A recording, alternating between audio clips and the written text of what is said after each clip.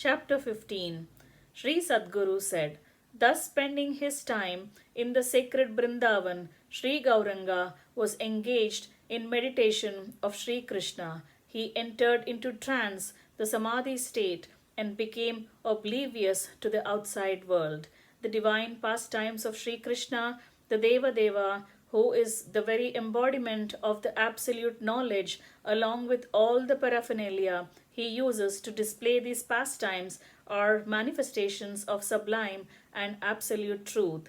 Commonplace men cannot understand this confidential principle. Those sadhus who have realized the Krishna Tattva in full behold Sri Vrindavan in their hearts. Those accomplished sadhus who are filled with Gopi Bhava ceaselessly engaged in the divine blissful sports with Sri Nandakumara in Vrindavan. In the same way, Sri Gauranga Deva was also steeped in Gopi Prem. Oblivious to his body, he reached holy Vrindavan in a trance.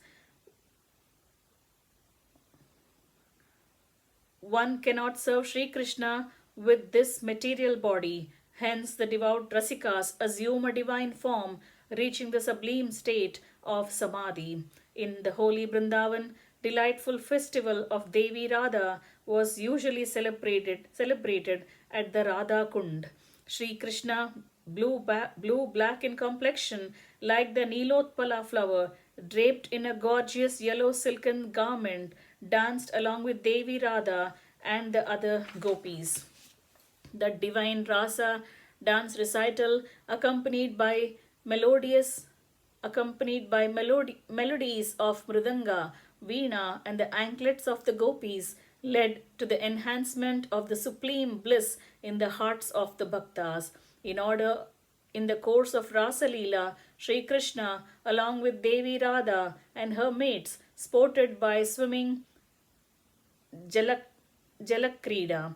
At that time, as Devi Radha was lost fully in sport, a pearl earring slipped from her ear and fell into Radha Kund. Sri Krishna and Sri Radha got tired of searching for that Kundala earring. Sri Mahaprabhu, who was immersed in Gopi Bhava, was watching all this. He stopped the divine couple and himself started searching for that earring. The divine couple retired to the Nikunja and took rest there. Sri Gauranga, filled with Gopi Bhava, carried on the search for that earring relentlessly. 7 days lapsed thus, but Gauranga, the Gopi, could not find out that earring. Rooted in the sole thought of searching for that earring, Sri Gauranga attained the Samadhi state. For 7 full days there appeared no external movements in his body. His devotees and disciples could not realize the truth of his condition. Filled with fear and grief,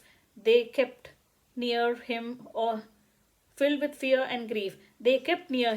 the time. In the meantime, Ramachandra Kaviraja, a disciple of Sri Krishna Chaitanya, who had learned the secret import of the divine Krishna Prem, wanted to know the truth of Sri Chaitanya's condition. He sat in meditation upon Sri Krishna, soon reaching the Samadhi state and lost consciousness. In the holy Vrindavan, located in the sublime and vast expanse of the inner mind, he could behold Sri Gauranga, the Gopi, searching for the earring. Then Ramachandra Kaviraja found that earring after searching for it and handed it over to his Guru, the very personification of divine love. Sri Gauranga, the Gopi, reached the Nijakunja along with his associates and handed over the earring to Devi Radha.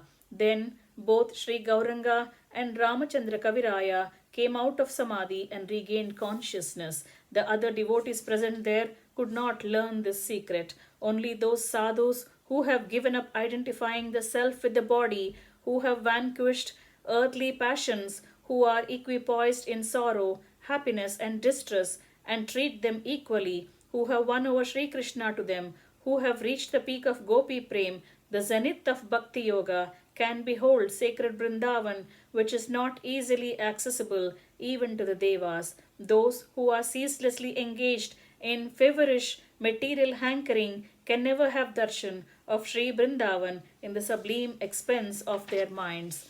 One should subdue lust, the invincible passion, with the help of association with sadhus. Thereafter, submit the heart filled with pious prema bhakti as an offering to Sri Krishna. Due to ignorance, some people belittle the glory of Gopi Prem. They amuse the divine sports of Sri Govinda, and hence they will fall down to the hellish planets. The secret import of the Leela of the Gopis cannot be discerned even by the Devas like Brahma and the saints who have complete control over their minds. Human birth is very rare. Birth as a Vaishnava is even more difficult to obtain.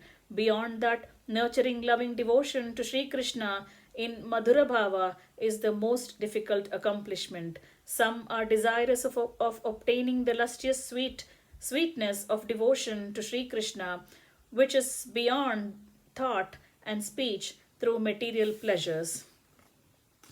They are roaming about the forest of worldly accomplishments in search of dharma, artha, moksha, and kama like bees. Cultivating loving devotion to Sri Krishna is an impossibility in their case. Thus ends chapter 15, entitled Sri Ramachandra Charitam of Book 4 of Sri Vaishnava Samhita, composed by Shri Krishna Premi Swamigal.